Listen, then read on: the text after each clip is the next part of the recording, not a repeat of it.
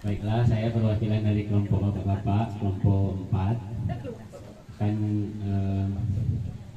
mempresentasikan hasil diskusi yang telah kami lakukan selama kurang lebih 1 minggu. Kami selalu berkomunikasi secara intens, membahas mengenai desain pembelajaran yang sudah diberikan oleh Pak Masda. Jadi dari materi yang sudah diberikan oleh Pak Masda itu kami rasa tidak ada perubahan yang perlu dilakukan dalam desain pembelajaran yang akan kita gunakan untuk mengajar di kelas. Seperti yang sudah kita lakukan setiap hari di sekolah masing-masing, saat masuk ke dalam kelas mengucapkan salam terlebih dahulu, kemudian meminta siswa untuk berdoa bersama. Setelah itu mengecek absensi. Jadi saya sering mengatakan kepada anak-anak jangan absen. Kalau absen itu tidak hadir. Yang benarnya adalah absensi, mengecek absensi. Setelah itu memberikan sedikit nasihat sederhana atau motivasi lah kepada para siswa agar lebih bersemangat dalam mengikuti kegiatan pembelajaran. Kalau saya biasanya melakukan atau bercerita tentang kisah-kisah yang sedikit motivasi. Misalnya kisah tentang Ibnu Hajar, ya. Namanya juga Hajar, dalam bahasa Arab kan Hajaro. Yahjuru itu artinya batu, gitu kan. Makanya ada Hajarul Aswad, batu hitam. Kenapa dia sampai diberi gelar Ibnu Hajar? Karena memang sesulit itu kemampuannya adalah menerima pelajaran yang diberikan oleh gurunya. Jadi kalau bahasa dusun saya itu bebal. Jadi sangat sulit untuk menerima pelajaran yang diberikan oleh gurunya, maka diberi gelar dia dengan Ibnu Hajar. Nah, seorang Ibnu Hajar ini kemudian dia masuk ke dalam hutan, melihat air yang selalu menetes di atas batu. Bagaimana akhirnya batu yang keras itu menjadi meninggalkan bekas gitu, seperti berlubang. Padahal air itu sangat lembut. Kenapa bisa seperti itu? Karena air itu menetes secara terus-menerus. Jadi walaupun air itu lembut bisa membolongi gitu, untuk memberikan lubang kepada batu. Nah, Ibnu Hajar di situ berpikir bahwa walaupun sekeras apapun otaknya dalam menerima pelajaran agak sulit atau bagaimanapun, kalau dilakukan terus-menerus maka hasilnya pasti akan didapatkan juga. Nah, misalnya kisah-kisah yang singkat seperti itu untuk memulai pembelajaran, atau kisah-kisah yang lain, misalnya kisah serban dari Abu Hurairah yang didoakan oleh Rasulullah dan lain-lain sebagainya yang hanya singkat saja karena waktunya di sini hanya 2 menit gitu. Nah, selanjutnya melakukan persepsi atau sedikit bertanya tentang siswa dan menjelaskan hari itu kita akan memberikan materi apa. Misalnya pada desain ini kan topik 2 pertemuan 2 ini dia menelaah kebahasaan dari teks berita. Berarti kan sebelumnya sudah mempelajari tentang struktur dari teks berita. Karena ini kan kalau sudah KD-nya KD 3.2 ya. 3.2. Jadi kalau KD 3 itu kan dia pengetahuan, kalau KD 4 itu keterampilan. Nah, ini kan 3.2. Ini satu paket gitu ya, dengan struktur dan kebahasaan gitu dari teks berita. Makanya sedikit mengulang tentang apa yang sudah dipelajari mengenai struktur dari teks berita. Ditanya lagi, anak-anak masih ingat tidak tentang struktur dari teks berita? Kalau tidak ingat, disebut saja dia melihat badannya sendiri, karena struktur dari teks berita itu sama dengan struktur dari tubuh manusia. Ada kepalanya, kemudian badannya, dan bagian bawahnya. Ada yang menyebutnya ekor, ada yang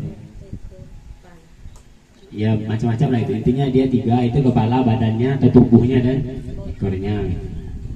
Jadi saya tidak mengajar seperti yang diminta oleh Pak Pasda. Mohon maaf Pak, saya tidak berani mengajar senior-senior saya. Ini ada yang lebih tua dari emak saya malahan kan. Iya, betul. Jadi hanya berbagi pengalaman saja bagaimana menerapkan desain pembelajaran. Misalnya ini contoh dari desain pembelajarannya, dan sebenarnya desain pembelajaran itu kan bisa kita sesuaikan dengan kondisi dan keadaan di lingkungan kita masing-masing. Nah, ini hanya sebagai salah satu contohnya saja. Nah, setelah sedikit bertanya tentang pelajaran yang sudah dipelajari, kemudian bertanya tentang pelajaran yang akan dipelajari pada hari itu. Dalam hal ini adalah tentang kaidah kebahasaan dari teks berita. Misalnya kita bertanya apakah bagaimana kaidah kebahasaan dari teks berita. Misalnya kalau anak-anak pernah baca koran, apakah beritanya itu menggunakan bahasa daerah, menggunakan bahasa Kerinci atau bahasa Jambi atau bahasa Kumun misalnya. Nah, apakah beritanya seperti itu? Nanti kan anak-anak kan merespon, ternyata bahasa yang digunakan dalam berita baik yang didengarnya maupun yang dibacanya adalah menggunakan bahasa Indonesia yang baku. Nah, itu waktunya 2 menit saja. Selanjutnya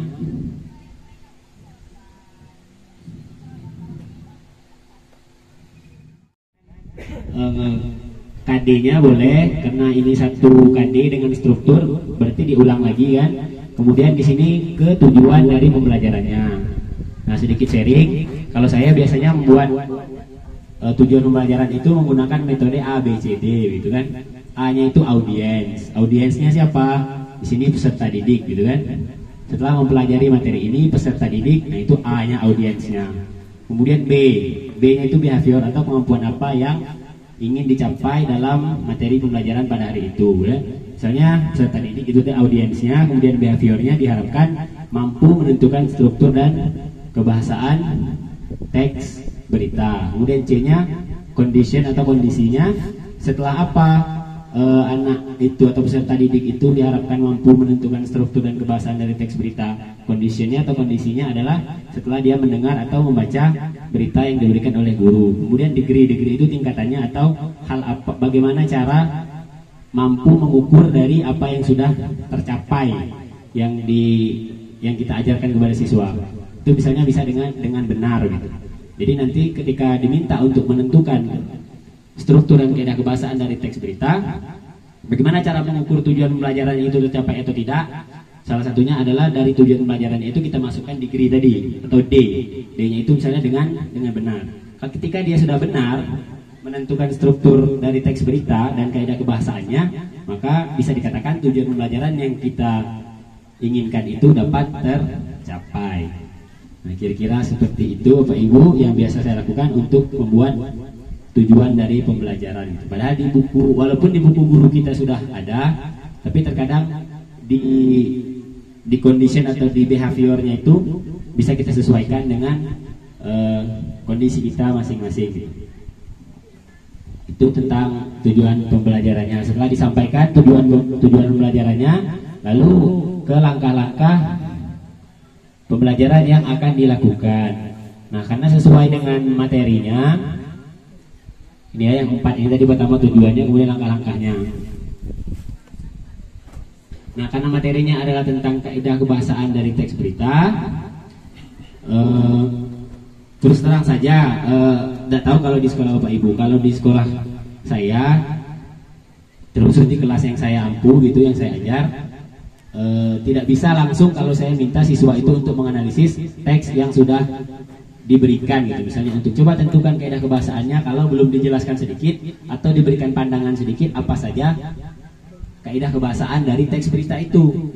Nah, akan sulit kalau langsung misalnya silakan bagi kelompok, kemudian ini ada teks berita, coba tentukan strukturnya gitu. Walaupun ada materinya, silakan dibaca sendiri A, B, C, D dan seterusnya yang merupakan kaidah kebahasaan dari teks berita. Kalau langsung seperti itu, terus terang saja kalau saya sering melakukan itu agak sulit dan susah untuk siswa MTS langsung melakukannya gitu. Jadi mau tidak mau gurunya harus memberikan sedikit penjelasan tentang apa saja sih kaidah kebahasaan dari teks berita itu gitu. Misalnya pertama menggunakan bahasa baku gitu. Bahasa baku itu bahasa yang seperti apa? Ini contoh bahasa baku, ini contoh bahasa yang tidak baku gitu. Dan seterusnya sampai terakhir. Nah, itu langkah-langkahnya nanti dijelaskan kepada siswa. Sudah dijelaskan sedikit tentang materinya. Ini contoh teks beritanya.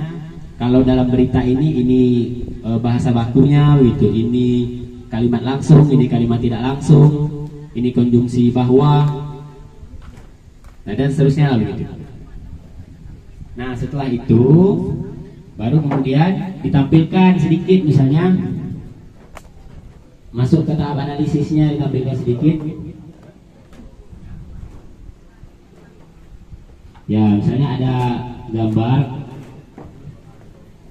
Nah, misalnya kan, coba diperhatikan dari judul ini apa yang salah gitu, misalnya kan. Nah, ini kan ada kesalahan penulisan judul sebuah berita. Ini beritanya di televisi. Harusnya itu kan ya Australia gitu. Nah, ini juga dua pasangan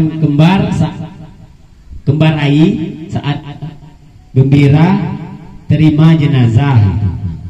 Padahal dia sedang wisuda. Kenapa menerima jenazah?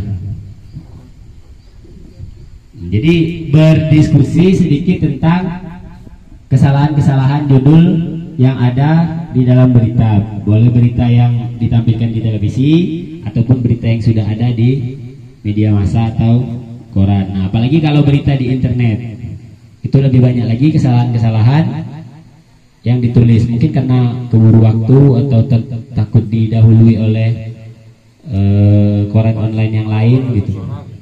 Jadi sering terjadi typo atau kesalahan-kesalahan penulisan.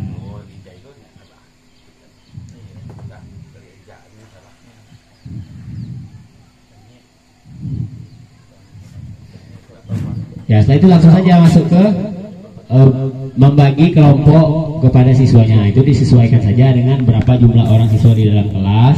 Kemudian caranya juga macam-macam seperti yang sudah dijelaskan oleh Pak Pasda. Bisa berhitung, bisa menentukan, menyamakan gambar atau menyamakan warna dan lain sebagainya. Setelah itu,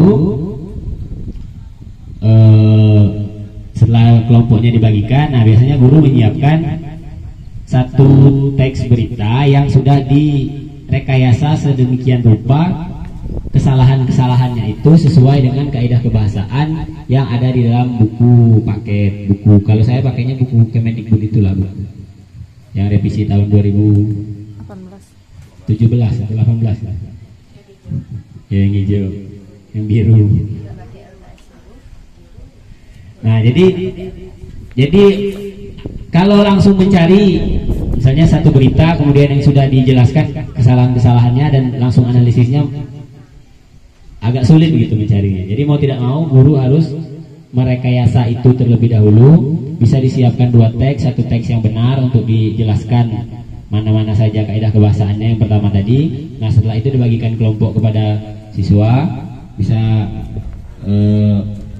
teks yang salah itu coba dianalisis, ditemukan mana saja kesalahan-kesalahannya. Nanti hasilnya akan keluar sesuai dengan kaidah kebahasaan yang ada di dalam buku. Misalnya pertama bahasa bakunya, kita selipkan situ beberapa kata yang tidak sesuai dengan kaidah kebahasaan, yang tidak sesuai dengan KBBI gitu atau Kamus Besar Bahasa Indonesia. Misalnya kata sekedar itu kan salah, yang benarnya adalah sekadar gitu. Nah, kita masukkan di situ sekedar.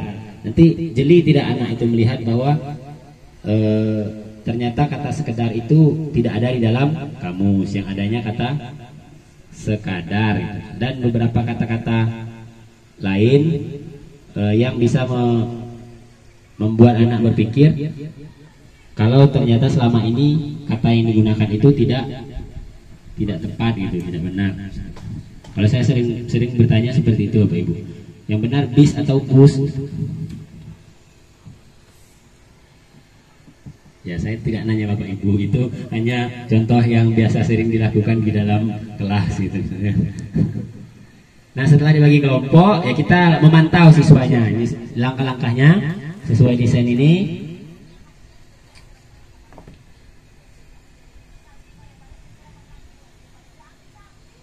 Ya, ini ya, yang bawah, yang 25 menit waktunya ini, guru memantau diskusi dan membimbing pembuatan hasil diskusi kelompok. Nah, jadi kita lihat, kalau memang tidak ada ditemukannya, boleh dipancing-pancing sedikit gitu misalnya.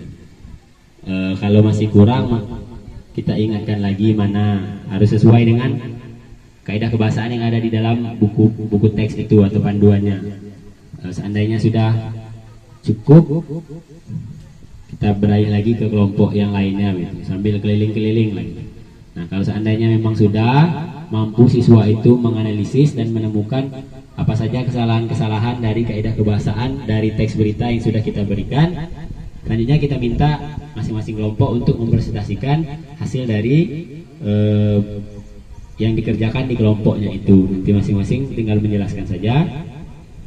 Setelah itu terakhir ya kita hanya tinggal memberikan penguatan sekaligus memberikan kesimpulan tentang atau memberikan simpulan tentang apa yang sudah dipelajari pada hari itu, bahwa ternyata kaidah kebahasaan dari teks berita itu apa saja.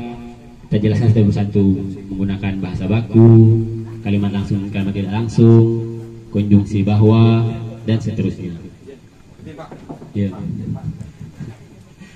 Setelah itu kita menjelaskan sedikit tentang apa yang akan dipelajari pada materi selanjutnya. Setelah 3.2 berarti lanjut ke 4.2.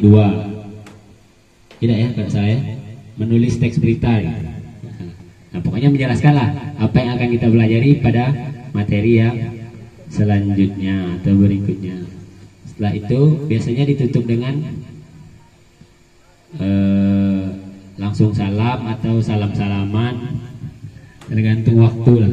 Kalau teman kita yang mau mengajar di jam selanjutnya sudah berdiri di depan kelas, salam dan kita tutup saja. Dan saya tutup. Assalamualaikum warahmatullahi wabarakatuh. Selanjutnya silakan. Ini sudah kelompok Pak.